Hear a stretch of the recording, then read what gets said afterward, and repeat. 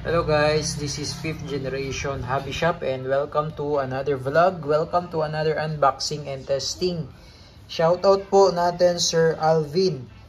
So ngayon mayroon tayo ditong i-unbox yan, iti-test. This is the Beretta PX4 Storm Airgun Pistol by Umarex. Fully licensed by Beretta po. Airgun Pistol, dual ammo. So, bali, ang bala po nito ay bulitas. Ayan, bulitas. At 177 pellets. So, yan po yung bala. Dual po siya. Pwedeng bulitas, pwede ring pellets. Ang hangin naman po nito ay CO2. Ito po. Good for 60 shots po yung isang cartridge. Ayan. Again, this is the PX4. Beretta PX4 Storm. Ayan, airgun pistol, dual ammo stick type magazine. Ayan. So, ayan, steel BBs, pellet, 4.5 or 177. Metal slide, blowback, and 2x8 capacity magazine. So, ibig sabihin po, yung magazine niya ay stick type baliktaran. 8 rounder per rotary. Tingnan natin. May kasama siyang manual, of course, Airgun PX4 Storm, maintenance manual, at ito yung unit.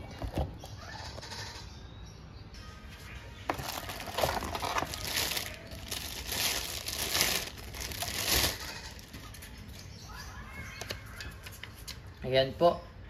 Bali, ito po yung kanyang magazine na stick type na 8 rounder. Okay, so bali ang capacity niya ay 8. Sa kabila naman 8. So bali babalik ka rin mo lang yung magazine. Yan. Pag naubos yung 8, ibabaliktad mo lang yung magazine. Yun po yung nasa illustration na baliktaran po. Ayan. Okay. And then sa CO2 naman, nandito po yung lagayan para sa CO2. Etong pinaka backstrap niya, alisin mo lang. And then ayan po yung slot para sa CO2. Tapos dito makikita nyo po, meron pong open, and open at saka power. Okay, so before tayo maglagay ng CO2, so, bali, lalagay lang po natin sa open position. Okay?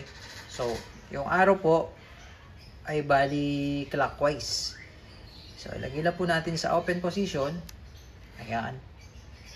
Then, patakan na po natin ng kaunting oil yung bulb na nandun. Yung bulb na yun. Ito po yung cartridge. Pasok po natin dyan. Tapos, ito pong wheel, isasagad po natin hanggang dito sa may puwet ng CO2. Yan, isasagad po natin. Ikot po. Once nasagad na po, yan, ito naman po, ibabalik po natin. So, counterclockwise naman po, ibabalik lang po natin. Power position. And then, yan po ay punctured na po ang CO2. O ibig sabihin po, butas na po. Nasa power position na po tayo. Okay? And then, balik lang po natin yung backstrap. Okay. So, ito po ay blowback. Ayan. So, nakakasa po yan. So, testing natin. Wala naman po siyang magazine. Nandito po yung magazine po. Wala po yan magazine. So, testing na po natin kung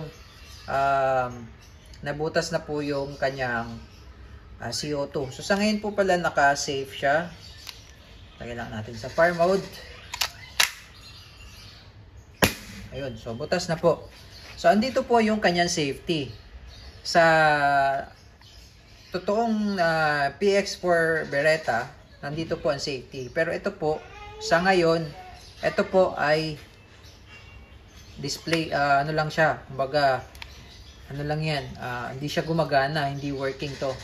Pero sa totoong 9mm na PX4 Beretta, ayan, Ito yung safety niya. Pero sa air gun, nandito po yung safety. So ngayon, pansinin nyo po, naka-cock or nakababa po yung hammer. So pag nilagay natin sa safety, pagka isi-safe mo siya, backward lang, backward, then downward. Ayan. Backward, downward. So pansin nyo po, nagdikak po yung barrel. So ibig sabihin, meron siyang decacker. So kahit na ibaba mo siya, pag naka-safe yan, hindi nag-engage yung hammer. So, ito yung unit na meron siyang decacker. Okay? So, sa sight, naka-fix yung sight, pati sa front, naka-fix. Then, meron siyang rail para sa accessories, katulad ng flashlight. Pwede mo siyang kabitan. So, ayan po yung ating PX4 Storm. Ngayon, dito naman tayo sa magazine.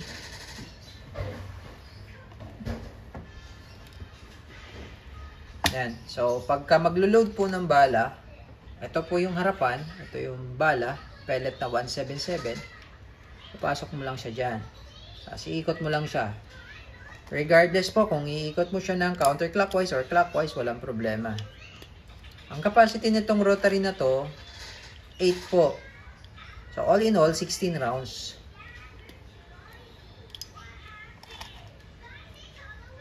Okay, iikot nyo lang siya. Pagdating naman po sa bulitas, sa kabila, pwede rin pong ang ilalagay nyong bala ay pellet, yung 177, pwedeng lahat yan, 177, pwede ring bulitas din lahat. So, nasa sa inyo po yun kung ano po yung gusto nyong bala na gamitin. Okay. So, sa ngayon po, lalagyan po natin ng bulitas para lang po makita ninyo na pwede rin siya sa bulitas. Ito yung bulitas na 4.5 mm. Same diameter lang po sila. Yan po, papasok na siya. So, meron siyang magnet. May siyang magnetic po. May part dito na may magnet po. Ano, may magnet siya. Kaya hindi nalalaglag yung bulitas. Yan. Yan.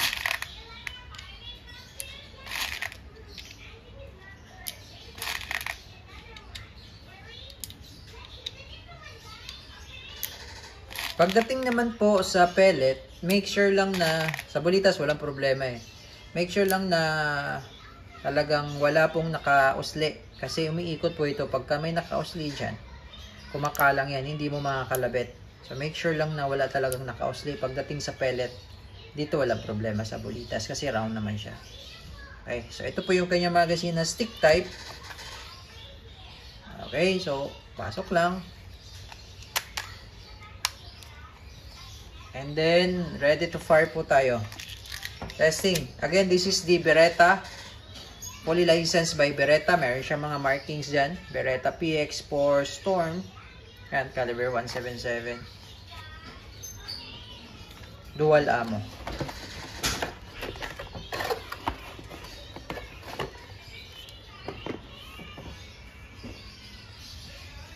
Beretta PX4 Storm. Dual ammo testing. Okay, and firing.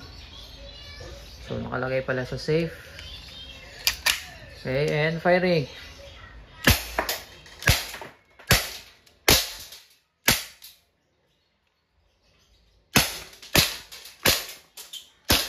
Okay, so wala nang bala. So, yun, nalaglag yung pellet.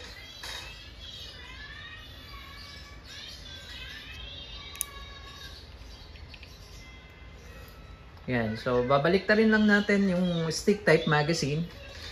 Talang natin, salpak natin yung pellet naman po.